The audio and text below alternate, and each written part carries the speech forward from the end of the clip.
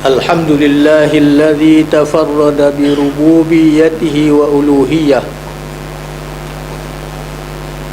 وله الأسماء الحسنى والصفات العلى أشهد أن لا إله إلا الله وحده لا ند له ولا شريك له أشهد أن سيدنا محمدا عبده ورسوله اللهم صل وسلم عليه وعلى آله وأصحابه ومن تبعهم بإحسان إلى يوم الدين أما بعد فيا عباد الله اتقوا الله أوصيكم ونفسي بتقوى الله فقد فاز المتقون أعوذ بالله من الشيطان الرجيم ثم أورثنا الكتاب الذي اصطفينا من عبادنا فمنهم ظالم لنفسه ومنهم مقتصد ومنهم سابق بالخيرات بإذن الله ذلك هو الفضل الكبير.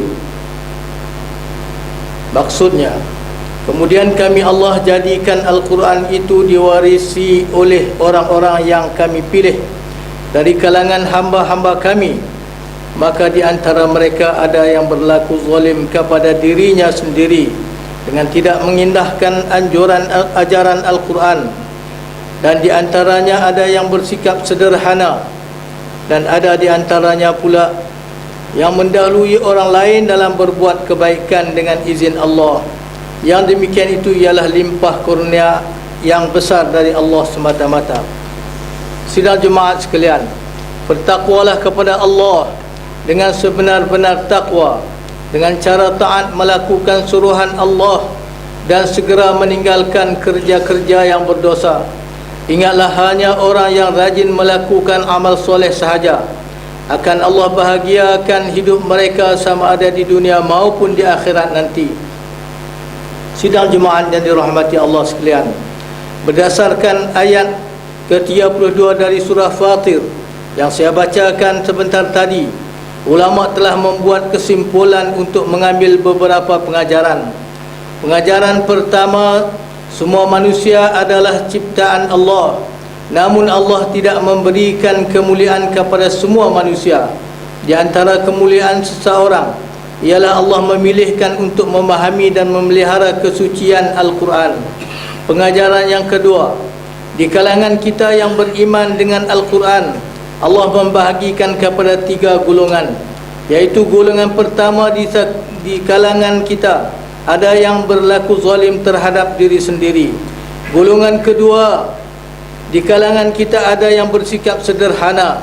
Manakala golongan ketiga, di kalangan kita ada yang sentiasa terkehadapan golongan yang mendahului orang lain ketika melakukan kebaikan. Pengajaran ketiga, sebagai manusia kita tidak berkuasa sepenuhnya untuk melakukan kerja-kerja kebaikan, tetapi dengan izin Allah Subhanahu wa taala dan dengan kehendak serta dorongan Allah kita boleh melakukan kebaikan. Sebab itulah dalam masalah qada dan qadar, mengikut pegangan ahli sunnah wal jamaah, sebagai seorang hamba Allah, kita wajib gigih berusaha untuk melakukan sesuatu kerja yang baik. Setelah berusaha, kita berdoa dan bertawakal kepada Allah.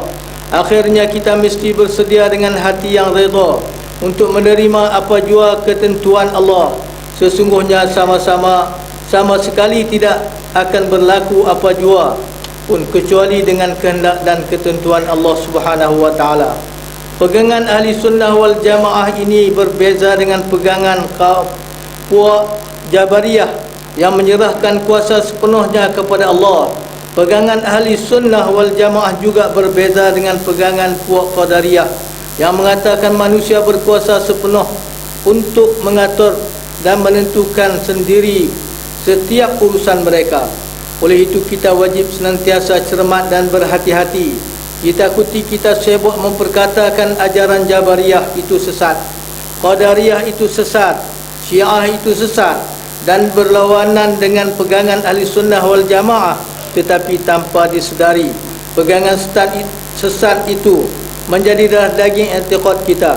Maka kita adalah orang yang kuat beramal dengan ajaran yang sesat itu. tanpa disedari kita adalah menjadi penentang ahli sunnah wal jamaah.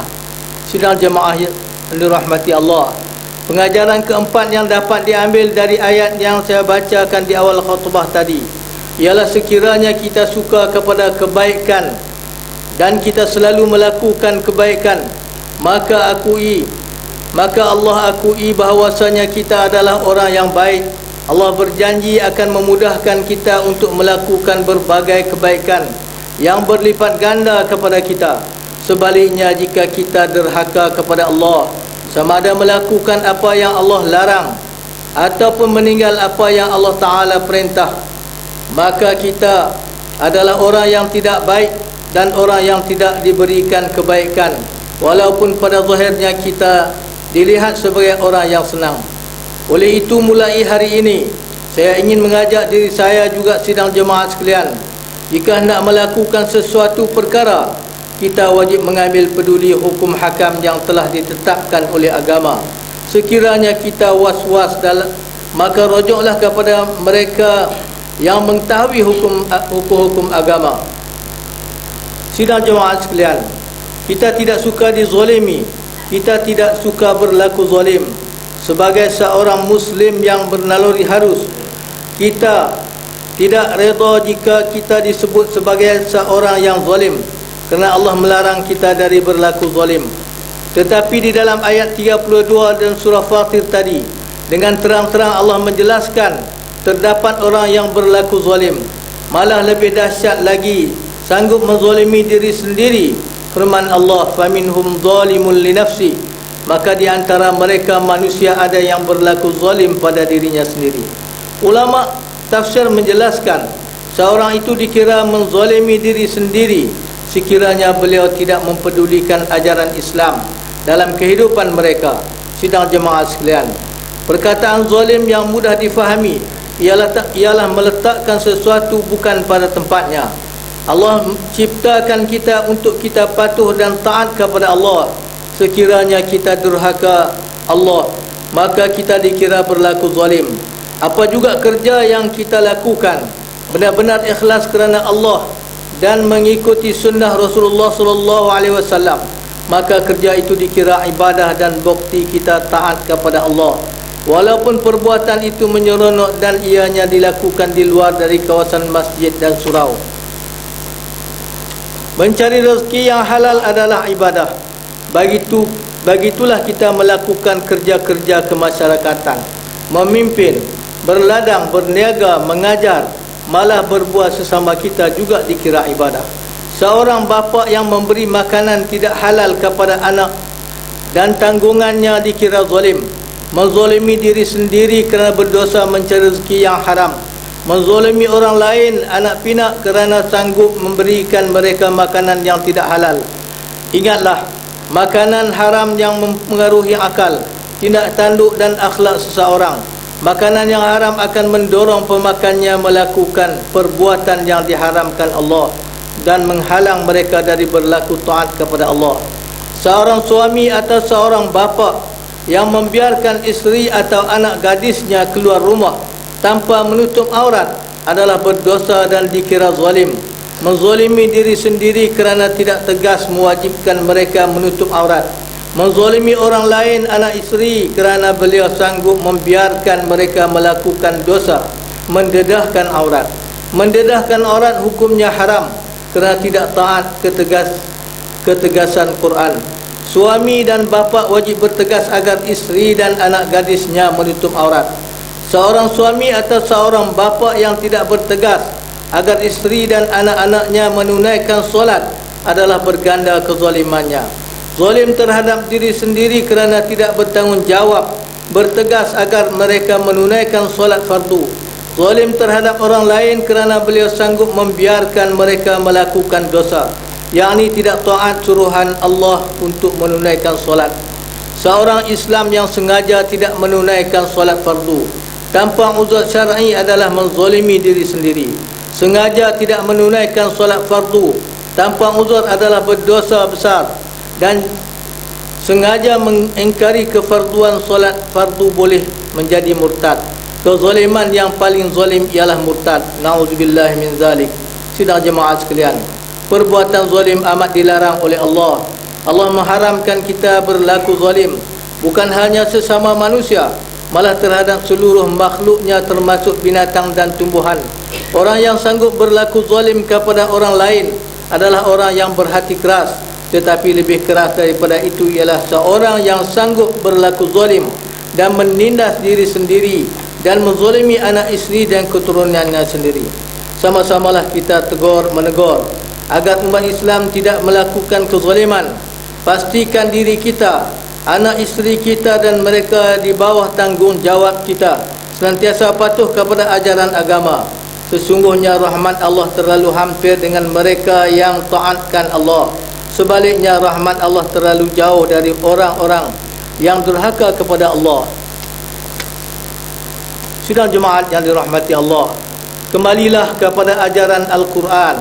Berusahalah untuk menjadi golongan yang sentiasa di hadapan untuk melakukan kebaikan. Sebenarnya dalam masyarakat qaryah dan dalam sebuah masjid terlalu banyak kerja kebaikan yang sedang menunggu kita. Usahlah menunggu majlis gotong royong dan majlis-majlis rasmi sahaja kita hendak datang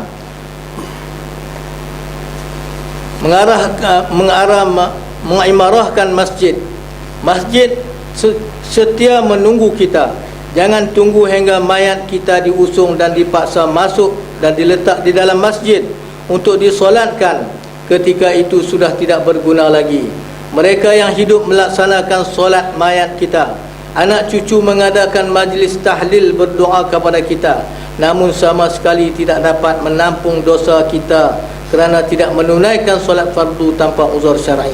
Sekiranya kita tidak tunaikan sembahyang, solat jenazah yang dilakukan, kenduri arwah dan doa tahlil yang anak cucu kita lakukan tidak memberi apa-apa arti. Ianya seumpama kita membeli sebentuk cincin emas, permata yang berharga dan kita berikan kepada orang yang kudung jari tangannya.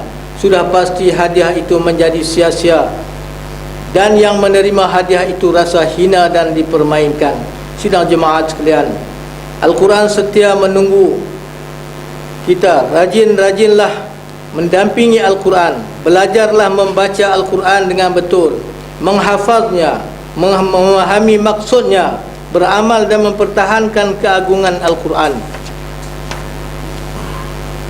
Segarkan ruh kita dengan selalu membacanya tanpa rasa jemu.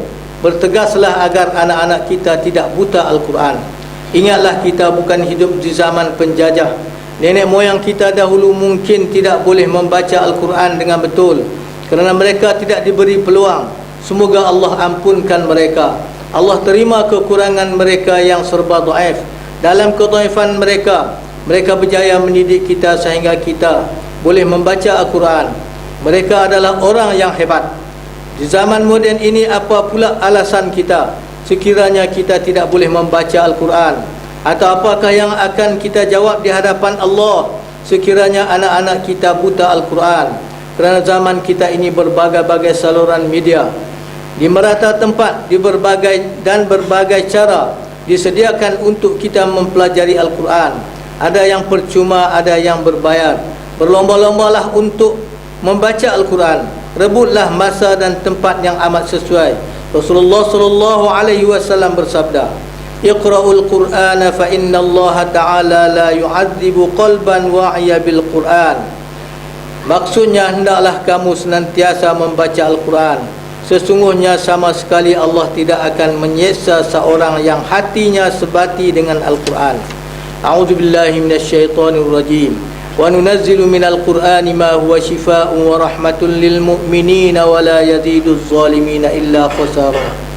Dan kami Allah turunkan daripada Al-Quran sesuatu yang menjadi ubat penawar dan rahmat bagi orang-orang yang beriman kepadanya. Dan sebaliknya Al-Quran tidak menambah orang-orang yang zalim disebabkan keingkaran mereka, melainkan kerugian jua. Barakallahu li wa lakum fil Qur'anil azim wa nafa'ani wa iyyakum bima fihi minal ayati wadh-dhikril hakim wa taqabbala minni wa minkum tilawatahu innahu huwas samiul alim. Aqulu qawli hadha wa astaghfirullahal azim li wa lakum ولسائر المسلمين والمسلمات والمؤمنين والمؤمنات فاستغفروا فيا فوز المستغفرين ويا نجاة التائبين. اللهم صل على سيدنا محمد الفاتحين واستغفر رضي الله تبارك وتعالى أن لنا حمد رسول الله أجمعين.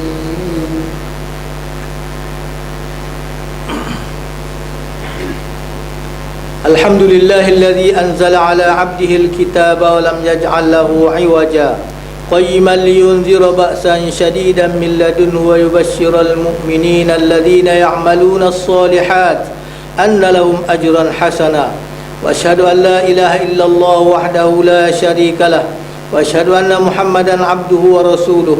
اللهم صل وسلم على هذا النبي الكريم محمد وعلى آله وأصحابه أجمعين. أما بعد فيا إخوان المسلمين اتقوا الله سبحانه وتعالى حيثما كنتم واعلموا أن الله بما تعملون بصير. Sidang jemaat yang dirahmati Allah, sekali lagi saya berseru diri saya dan tuan-tuan para jamaah sekalian, marilah kita sama-sama mempertingkatkan iman dan takwa kita kepada Allah Subhanahu wa taala walaupun di mana kita berada, kerana sesungguhnya Allah Subhanahu wa taala itu Maha mengetahui dan Maha melihat segala perbuatan dan amalan kita, sama ada zahir maupun batin. Mudah-mudahan kita senantiasa berada di dalam rahmat peliharaan Allah Subhanahu wa taala. Amin ya rabbal alamin. A'udzu billahi minasyaitonir rajim. Innallaha wa malaikatahu yusalluna 'alan nabi. Ya ayyuhalladzina amanu sallu 'alaihi wa sallimu taslima. Allahumma salli ala sayyidina Muhammad وعلى آل سيدنا محمد كما صليت على سيدنا إبراهيم وعلى آل سيدنا إبراهيم وبارك على سيدنا محمد وعلى آل سيدنا محمد كما باركت على سيدنا إبراهيم وعلى آل سيدنا إبراهيم في العالمين إنك حميد مجيد. وارض اللهم عن الخلفاء الراشدين ساداتنا أبي بكر وعمر وعثمان وعلي عن بقية الصحابة والقرابة والتابعين ومن تبعهم بإحسان إلى يوم الدين. اللهم اغفر للمؤمنين والمؤمنات والمسلمين والمسلمات الأحياء منهم والأموات إنك سميع قريب مجيب الدعوات وقاضي الحاجات. ربنا اغفر لنا ولإخواننا الذين سبقونا بالإيمان ولا تجعل في قلوبنا غلا للذين آمنوا ربنا إنك رؤوف رحيم. اللهم إنا نسألك أن تؤيد الإسلام والمسلمين وأن تعلي بفضلك كلمة الحق والدين وأن تشمل بعنايتك وتوفيقك مولانا الملك المعتصم بالله محب الدين سلطان حجي عبد الحليم معظم شاه بن المرحوم سلطان بدلي شاه. اللهم امنحه الرشاد ووفقه للسداد وأصلحه به العباد والبلاد واجعل التقوى له خير ذات إنك رؤوف رحيم جواد يا لطيفا بالعباد يا أرحم الراحمين. اللهم أعز الإسلام والمسلمين وأذل الشرك والمشركين وأهلك أعداءك أعداء الدين. اللهم أهلك كفرة والمبتدعة واليهود والنصارى والمشركين الذين يصدون عن سبيلك ويقاتلون أولياءك. اللهم خالف بين كلمتهم وشتت شملهم وفرق جمعهم وزلزل أقدامهم وفل حدهم ونكس أعلامهم ورد كيدهم على نحورهم وأنزل بهم بأسك الذي لا ترد عن القوم المجرمين. اللهم انصر إخوان المجاهدين في فلسطين. اللهم انصر إخوان المجاهدين في العراق. اللهم انصر إخوان المجاهدين في سوريا. اللهم انصر إخوان المجاهدين في مصر. اللهم انصر إخوان المجاهدين في اليمن. اللهم انصر إخوان المجاهدين في كل مكان وفي كل زمان وأصلحهم وأصلح ذات بينهم وانصرهم على عدوك وعدوهم. اللهم يا منزل الكتاب ويا مجري السحاب ويا هازم الأحزاب اهزمهم وانصرنا عليهم. اللهم اجعل الدائرة عليهم. اللهم ارسل العذاب عليهم. اللهم أخرجهم عن دائرة الحل واسلبهم مدد الإمهال وغل أيديهم وأرجلهم واربط على قلوبهم ولا تبلغهم الآمال يا عظيم السلطان يا قديم الإحسان يا دائم النعم يا باسط الرزق يا كثير الخيرات يا واسع العطاء يا دافع البلاء يا سامع الدعاء. ربنا ظلمنا أنفسنا وإن لم تغفر لنا وترحمنا لنكونن من الخاسرين. ربنا آتنا في الدنيا حسنة وفي الآخرة حسنة وقنا عذاب النار. عباد الله إن الله يأمر بالعدل والإحسان وإيتاء ذي القربى واليتامى وينهى عن الفحشاء والمنكر والبغي يعظكم لعلكم تذكرون. فاذكروا الله العظيم الجليل يذكركم واشكروه على نعمه يزدكم واسألوه من فضله يعطكم ولذكر الله أكبر والله يعلم ما تصنعون. أقم الصلاة.